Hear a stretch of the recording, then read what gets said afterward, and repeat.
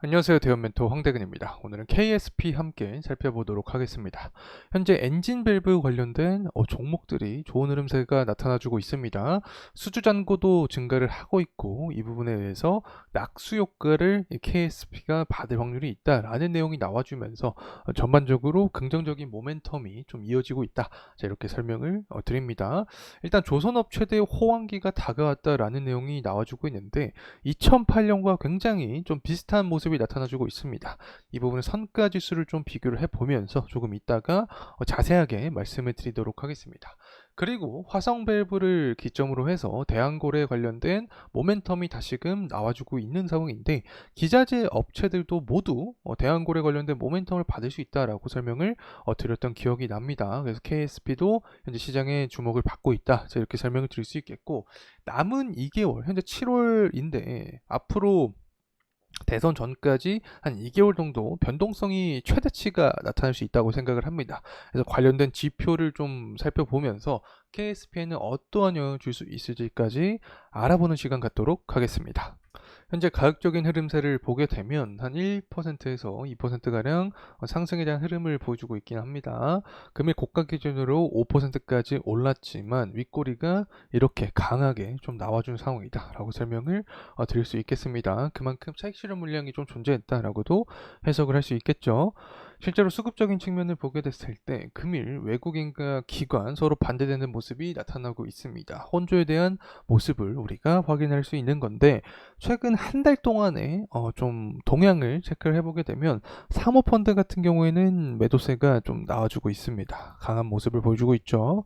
기관과 외국인도 마찬가지로 매도에 대한 의지를 강하게 보여주고 있는데 이 물량 자체를 개인이 매집하는 모습을 보여주고 있습니다. 그래서 추가적인 상승에 대한 흐름이 나타나주기 위해서는 우선적으로 사모펀드 그리고 외인과 기관의 매집세가 좀 출현을 해줘야 된다. 그렇다면 이 부분은 과연 언제 좀 실현이 될 수 있을지 한번 알아보도록 하겠습니다. 자, 내용 하나하나 살펴보도록 하면은 이 KSP 주가가 상승을 해주고 있는데 이 선박 엔진사 수주 잔고 확대로 인한 낙수 효과를 기대를 하고 있다라는 내용이 나와주고 있습니다.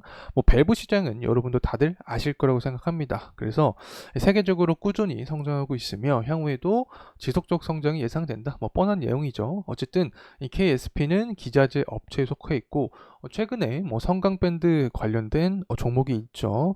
자사주 매입을 해주면서 주주가치 제고를 위한 노력을 해주고 있기 때문에 기자재 업체에 대한 순환매가 돌고 있다. 자, 이렇게 볼 수 있겠죠.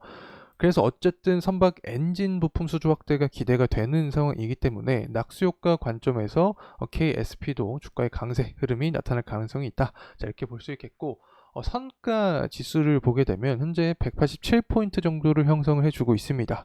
24년 6월 기준으로 봤을 때 2008년 같은 경우에는 이제 기억하기로 한 192포인트 정도 기록한 것으로 제가 기억을 하고 있는 상황입니다. 현재 24년이 다 끝나지 않은 그런 상황에서 신조선가 지수가 187포인트 정도를 형성을 해주고 있기 때문에 앞으로 말까지 24년 말까지 선가 지수가 오르게 되면 2008년과 비슷한 어떤 호황에 대한 분위기가 나타날 가능성이 있다. 자, 이렇게 생각을 합니다.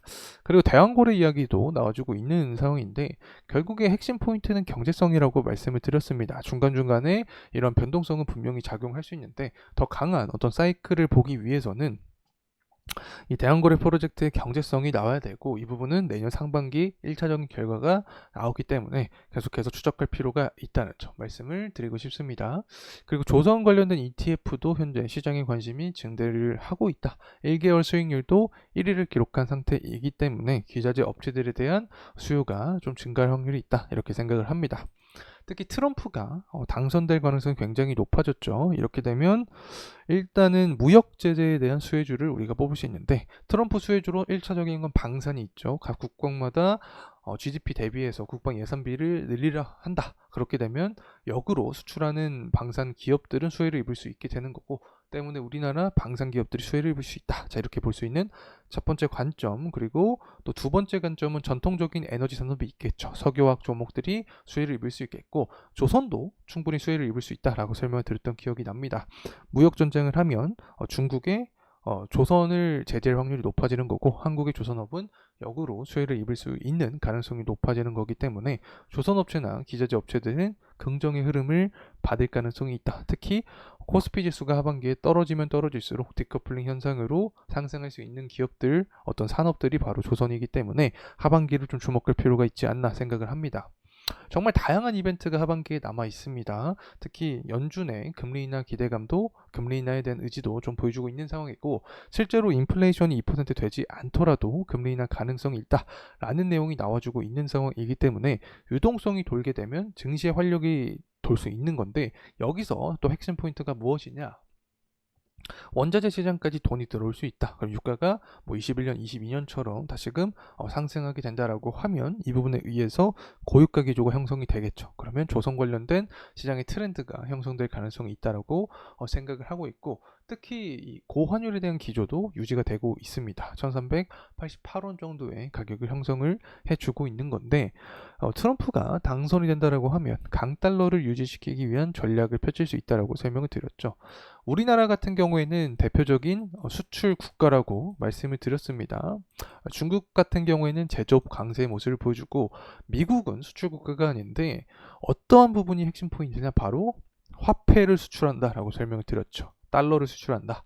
그렇기 때문에 미국 입장에서는 달러 가치가 높아지는 게 좋습니다. 트럼프가 어떤 전략을 펼치죠? 자국민 우선주의입니다. 그렇기 때문에 이 달러 가치를 높이게 된다라고 하면 높일 가능성이 있게 되는 거고 그럼 환율 자체가 올라가고 환율이 올라갔을 때 수혜주가 무엇이 될 수 있을까? 이 부분을 해석을 해보면 바로 조선 업체랑 기자재 업체가 될 수 있다는 점 강조를 드립니다. 다시금 돌아와서 가격적인 흐름세 보려고 합니다. 주봉으로 살펴보도록 하죠. 현재 KSP 같은 경우에는 21선 구간에 놓여 있는 상태다. 그렇기 때문에 이 현재 구간에서 더 이상 이탈하지 않고 상승하는 게 가장 이상적일 수 있다라고 설명을 드릴 수 있겠죠. 실제로 2024년 1월달 그리고 2024년 3월달 모두 이 21선 구간에서 지지를 받아주고 재차 상승하는 모습을 보여줬기 때문에 21선 구간에서 지지를 받고 상승하는 게 주요 포인트가 될 수 있다 이렇게 설명을 드립니다. 그리고 5월 13일 날 고점 구간이 존재했습니다. 윗꼬리가 이렇게 출현을 했던 구간인데 추가적으로 하반기 조선 관련된 모멘텀이 나오게 되면 5월 13일 날 기록했던 고점 구간에 대한 돌파 여부가 중요하게 작용이 될 수 있다는 점 설명을 드립니다. 재무적인 측면을 보게 됐을 때 22년과 비교했을 때 23년 영업이익이 무려 3배 이상 증가를 했습니다.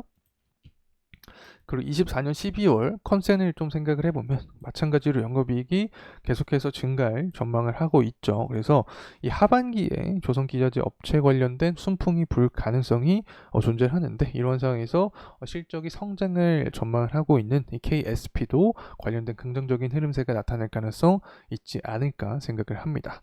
자, 이상으로 KSP에 대한 영상 마무리하도록 하겠습니다. 감사합니다.